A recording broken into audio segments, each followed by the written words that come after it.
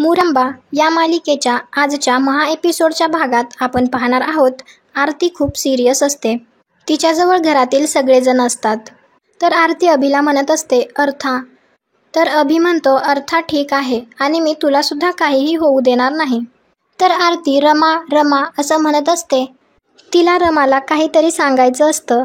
ती रमाला असं म्हणत असते की अर्थाची काळजी, पण तिला व्यवस्थित बोलता येत नसतं आणि असं म्हणत म्हणतच तिचा जीव जातो. यामुळे सगळ्यांना खूप मोठा धक्का बसतो. अर्था आईकडे असते, पण ती सतत रडत असते. त्यावेळी आई संदीपकडे जाते आणि त्याला म्हणते, तू घे ना थोडा वेळ बाळाला, कदाचित तुझ्याकडे येऊन ती शांत होईल. तर संदीप म्हणतो, मी या बाळाला कधीच हात लावणार नाही, कारण माझी बहीण तुमच्यामुळे गेली. या आधीच्या सर्व प्रेग्नन्सीमध्ये तिने स्वतःच्या जीवावर बेतून बाळ होऊ दिले होते. त्यात तिची इतकी ताकद गेली की तिच्या डोक्यावर मृत्यूचं सावट ओढवलं आणि बरोबर या मुलीच्या पायगुणाने माझी बहीण माझ्यापासून दूर गेली. तर संदीप हात जोडून म्हणतो, यापुढच्या आयुष्यात आम्हाला तुमच्याशी काही एक संबंध ठेवायचा नाहीये आणि तेथून निघून जातो. अभि आरतीच्या फोटोकडे बघून म्हणत असतो, आरती तू का गेलीस मला सोडून? तू नाही येस तर मी काय करू जगून? तर आई पुढे येऊन म्हणते, अभि असं नाही बोलायचं बाळा, हे बाळ तुझं आणि आरतीचं आहे ना, हिच्यासाठी तुला जगावं लागेल. संध्याकाळ झालेली असते. बाळ आईकडेच असतं. बाळ सतत रडत असतं. आई त्याला खेळवण्याचा प्रयत्न करत असते. तर रमा अभिला म्हणते, अभि दादा तुम्ही घ्या ना एकदा बाळाला, तुमच्याकडे येऊन ती शांत होईल, तुम्ही एकदा बघा तरी तिच्याकडे. तर अभि रमाला म्हणतो, तू होतीस ना आरती बरोबर, मग कसं झालं हे? तर आई म्हणते, अभि राहू दे ना. तर अभि रमाला मात्र हेच विचारत असतो की कसं झालं? तू सांभाळणार होतीस ना तिला, तू काळजी घेणार होतीस ना, मग कसं झालं हे सगळं? तू काय करत होतीस? तू कुठे होतीस? माझी बायको कशी गेली मला सोडून? हे कसं झालं? तो रमावर ओरडतच असतो. त्यावेळी अक्षय त्याला समजावण्याचा प्रयत्न करतो. इकडे आजी त्यांच्या रूममध्ये फेऱ्या मारत असतात. त्यावेळी त्यांना बाळाच्या रडण्याचा आवाज येतो. तर त्या स्वतःशीच म्हणतात, किती रडतंय ते बाळ, हे सगळं का होतंय, कसं होतंय, काही कळत नाहीये. त्यावेळी आई आजींचा तोल जातो. तर जान्हवी पळतच येते आणि म्हणते, आई आजी काय होतंय तुम्हाला? चक्कर येते का? बसा बरं तुम्ही, असं म्हणून आई आजीला खुर्चीवर बसवते आणि त्यांना पाणी देते. तर आई आजी म्हणतात, जान्हवी नजर लागली का ग आपल्या घराला कोणाची? काहीच कसं सुरळीत होत नाहीये. तर जान्हवी म्हणते, आई आजी तुम्ही शांत व्हा, अशी कशी अचानक चक्कर आली? तर आई आजी म्हणतात, फार भयंकर परिस्थिती उद्भवली आहे आपल्यावर. तर जान्हवी म्हणते, काही इमॅजिनच केलं नव्हतं की असं काही घडेल. तर आई आजी म्हणतात, काही चुकलं का ग जान्हवी आपलं? आपल्या चुकीमुळे घडतंय का हे सगळं? कमी पडलो का आपण आरतीला प्रेम देण्यात? म्हणून देवाने ही शिक्षा दिली आपल्याला. बाळाच्या रडण्याचा मात्र सतत आवाज येत असतो. तर आई आजी म्हणतात, किती रडतीये ती, कोणीतरी गप्प करा तिला. तर जान्हवी म्हणते, मी बघते, बहुतेक तिला भूक लागली असेल, मी आलेच, असं म्हणून ती तेथून निघून जाते. तर आई आजी स्वतःशीच म्हणतात, कसं होणार आता सगळं? आई विना लेकरू अवघड आहे. तिच्याबरोबर देव आमची सुद्धा परीक्षा बघतोय. आई बाळाला शांत करत असते. त्यावेळी काका सुद्धा तिथेच बसलेला असतो. तर तो म्हणतो, वहिनी काय करणार ना आपण तरी, बिचारीला जर आईच्या मायेची ऊबच मिळत नसेल तर काय करणार ती तरी? काय करावं, कसं करावं, काहीच समजत नाहीये आता. तर आई म्हणते, काही केल्या ती शांतच होत नाहीये. तर काका म्हणतो, आरती फक्त सून नव्हती ना माझी, आद्यासारखी ती सुद्धा माझी लेकच होती. तर आई म्हणते, मला कळते तुम्ही काय म्हणताय ते, पण मी काय बोलू यावर मला खरंच कळत नाहीये. त्यावेळी जान्हवी तेथे येते आणि ती म्हणते, आणखी पण रडतच आहे का? तर आई म्हणते, हो ना, थांबतच नाहीये तिचं रडणं. जान्हवी बाळाला घेते आणि म्हणते, मला असं वाटतं की भूक लागली असेल तिला. तर जान्हवीचा नवरा तेथे येतो आणि जान्हवीला म्हणतो, जानू तू चल ना रूममध्ये थोडा वेळ, पार्थ सारखं रडतोय आणि सारखं म्हणतोय आरती काकू कुठे आहे, मला तिच्यासोबत खेळायचंय, मला काही सुचतच नाहीये. तर आई म्हणते, जानू तू जा, तू पार्थकडे बघ, मी हिच्याकडे बघते. मग आई तिच्याकडनं बाळाला घेते.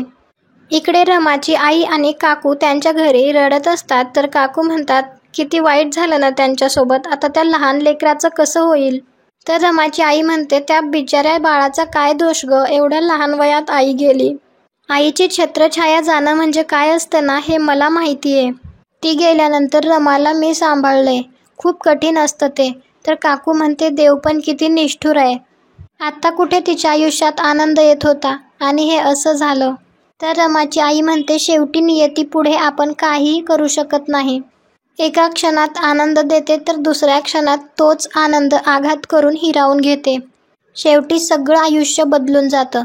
कधी काय होईल काहीही सांगता येत नाही. रमाच्या घरी मात्र सगळे खूप दुःखात असतात आणि सगळ्यांच्या डोळ्यात फक्त अश्रू येत असतात. त्यावेळी आई आजींना आरती असतानाचे काही क्षण आठवत असतात. त्यांना आठवतं की आरती एकदा म्हणाली होती, घरातून जर एखादा व्यक्ती गेला तर किती घर रिकामं रिकामं वाटतं ना. रमाला आठवतं की आरती म्हणाली होती, मी तिच्यासाठी असं आकाश मोकळं करून ठेवेल. प्रत्येकाला आरतीसोबतचे क्षण आठवत असतात. अभिला मात्र आरतीची खूप जास्त आठवण येत असते आणि तो आरतीच्या वस्तू हातात घेऊन त्यांना कवठाळून रडत असतो. बाळ मात्र सतत रडत असतं. त्याचा आवाज ऐकून रमा तेथे येते आणि ती म्हणते, आई मी घेऊ का बाळाला? तर आई म्हणते, नको, तुला लहान बाळांना घ्यायची सवय नाहीये ना, मी घेते. तर त्यावेळी मयूसुद्धा तेथे येते. तर ती म्हणते, आई किती रडतीये अगं ती. तर आई म्हणते, तू पण लहान होतीस ना तेव्हा अशीच रडायचीस आणि तारा पण.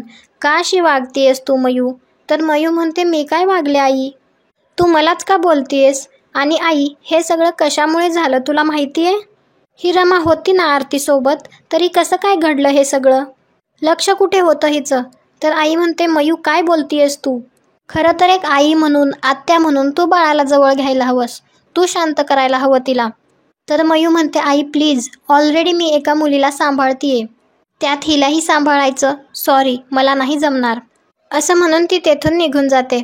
रमाची आई आणि काकू रमाच्या घरी येतात. तर रमाची आई रमाला आवाज देत असते. रमा त्यांच्याजवळ येते आणि त्यांना पाहताच रमा तिच्या आईला मिठी मारून रडत असते. तर रमाची आई म्हणते, रमा सांभाळ स्वतःला, मला कळतंय हे खूप मोठं दुःख आहे. तर रमा म्हणते, मी आईंना बोलवून आणते. आणि ती तेथून आईंना बोलवायला आतमध्ये जाते. तर रमा आतमध्ये येऊन आईला सांगते की आई आणि मावशी आल्या आहेत. त्या दोघी बाहेर त्यांना भेटण्यासाठी येतात. तर रमाची आई म्हणते, सीमा, आम्हाला कळाल्यानंतर आम्ही लगेच आलो ग. आम्हाला सुचतच नव्हतं काही. तर सीमा म्हणते, मला कधी स्वप्नात सुद्धा वाटलं नव्हतं ग आपली आरती. तू आलीस बरं झालं. सॉरी, मला नाही सुचत आहे काय बोलायचं. तर रमाची आई म्हणते, सीमा मला कळतंय ग तुझं दुःख. हे बघ, थोडंसं खायला आणलंय, तुम्ही खाऊन घ्या. मला माहिती आहे तुम्ही कोणीसुद्धा काहीही खाल्लं नसेल. तर सीमा म्हणते, अन्न घशाखाली नाही उतरणार. आरती लेक होती माझी, माझी लेक गमावलीये. तू घेऊन जा सगळं, आम्हाला नकोय खायला. तर रमाची आई म्हणते, सीमा मला कळतंय सगळं. एक जीव गेला तरी दुसरा जीव आलाय ग. त्याच्यासाठी तरी थोडंसं पोटात ढकलायला हवं की नको? जेवून घ्या. आणि रमाला म्हणते, रमा सगळ्यांना जेवायला वाढ. येतो आम्ही, बाळाची काळजी घे. असं म्हणून आई आणि मावशी तेथून निघून जातात. त्यानंतर रमा सीमाला म्हणते, आई मी पानं वाढायला घेते. हे कुठे गेलेत बघितलंय का तुम्ही? तर सीमा म्हणते, आत आहेत. तर रमा म्हणते, बोलावते मी. रमा अक्षयला बोलावण्यासाठी आतमध्ये येते. तर अक्षय म्हणतो, माझी आरती वहिनी गेली ग. हे काय वय आहे का? ना कोणाच्या आध्यात ना मध्यात, ना तिचा कोणाला त्रास. सगळ्यांशी जुळवून घ्यायची. इतकं छान शिकलेली होती तरीसुद्धा तिच्यासाठी तिचं घर, तिचा संसार हे सगळं महत्त्वाचं होतं. आपल्या सगळ्यांची काळजी घ्यायची ती. कधीही कोणाला तिचा त्रास नाही झाला ग. माझ्यासाठी ती माझ्या बहिणीसारखी होती. असं कसं वागतो देव? ते दोघं डेस्परेटली वाट बघत होते. त्यांना हवं होतं मूल त्यांच्या आयुष्यात. आणि आरती वहिनी खूप जेन्युअनली प्रयत्न करत होती. तिने प्रत्येक वेळी सगळा त्रास सहन केला.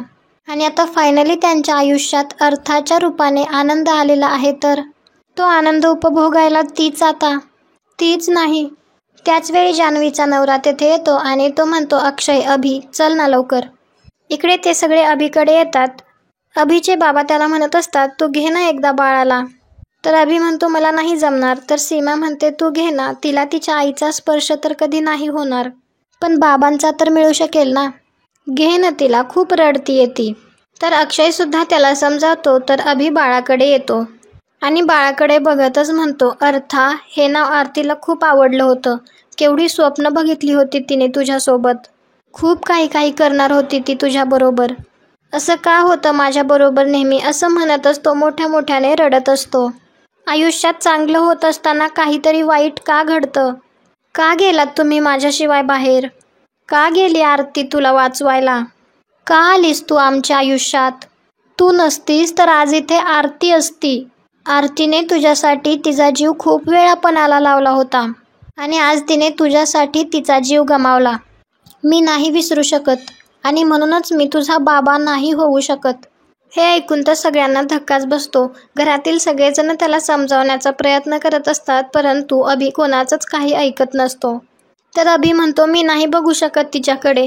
ती जर आमच्या आयुष्यातच नसती तर बरं झालं असतं. तर रमा म्हणते, अभि दादा तुम्ही घ्या ना तिला. तर अभि तिच्यावरच ओरडतो आणि तिला म्हणतो, काय करत होतीस तू? तर सीमा म्हणते, अभि तू काय बोलतोयस, तुला कळतंय का?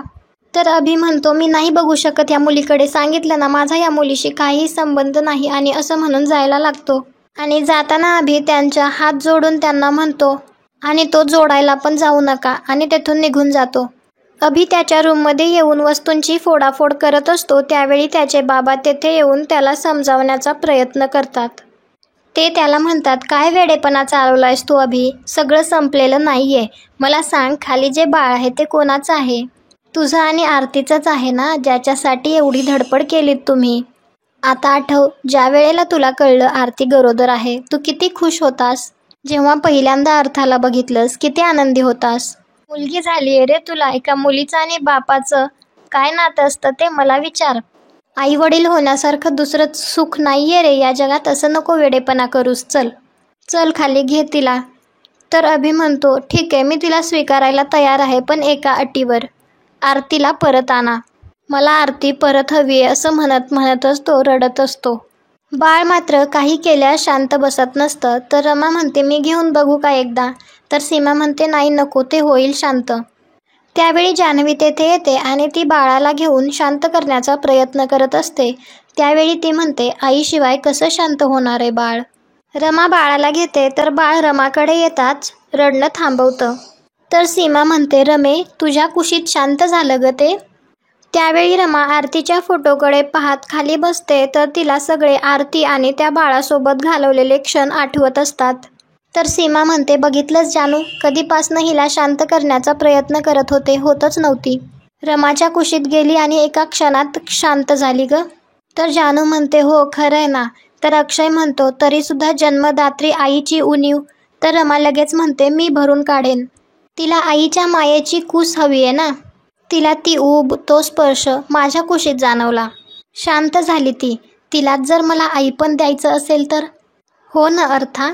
आणि ती बाळाकडे बघतच म्हणते, अर्था तू अजिबात काळजी करू नको हां. आता मी आहे तुझ्याबरोबर, तुझी बेस्ट फ्रेंड. आता रमा बाळाची खूप चांगल्या पद्धतीने काळजी घेत असते. त्यावेळी अक्षय तेथे येतो आणि तो रमाला म्हणतो, अजून किती वेळ इथे बसून राहणार आहेस? झोप थोडा वेळ. तर रमा म्हणते, नाही नको, मी थांबते हिच्याजवळ. ही मध्येच उठून रडायला लागेल. कोणी नाही दिसलं आजूबाजूला तर घाबरेल ना ती. तर अक्षय म्हणतो, मी आहे तोपर्यंत पड. मी बघतो अर्थाकडे, तोपर्यंत थोडंसं आराम कर. तर रमा म्हणते, ठीक आहे, मग मी तिला माझ्या शेजारी घेऊन झोपते. तर अक्षय म्हणतो, नाही नको, शेजारी घेऊन नकोस झोपू. आपल्याला सवय नाहीये, आपला हात वगैरे लागला तिला तर उगाच तिला त्रास होईल. तर रमा म्हणते, असं काही नाही होणार, मी झोपते तिला शेजारी घेऊन. तर अक्षय म्हणतो, तरीसुद्धा नको, शेवटी आपलं बाळ नाहीये ते. आणि आजचा भाग येथेच संपतो. पुढील भागात आपण पाहणार आहोत, रमा घरातील सगळ्यांना म्हणत असते, आई मला असं वाटतं की अर्थाला आता आईची गरज आहे. तर जान्हवी लगेच म्हणते, अगं पण आरती आता परत नाही येणार. तर रमा म्हणते, नाही आणू शकत आपण आरती वहिनींना परत, पण आरती वहिनींची कमी तर भरून काढू शकतो ना. तर आई आजी लगेच विचारतात, कशी? तर रमा म्हणते, अर्थाची आई होऊन. तर आजी म्हणतात, आपण अर्थासाठी प्रोफेशनल हेल्प मागणार आहोत. तर रमा म्हणते, प्लीज सगळ्यांनी माझ्यावर विश्वास ठेवा ना, मला आरतीसाठी एक काहीतरी करायचं आहे. तर आई आजी म्हणते, आणि नाही सांभाळता आलं तर? तर रमा म्हणते, तुम्ही सांगाल ते करायला मी तयार आहे. तुम्हाला काय वाटतं, आई आजी रमाला परवानगी देतील का? कमेंट करून नक्की सांगा. पुढे काय होईल हे पाहण्यासाठी आपल्या चॅनलला सबस्क्राईब करा. भेटू उद्याच्या भागात.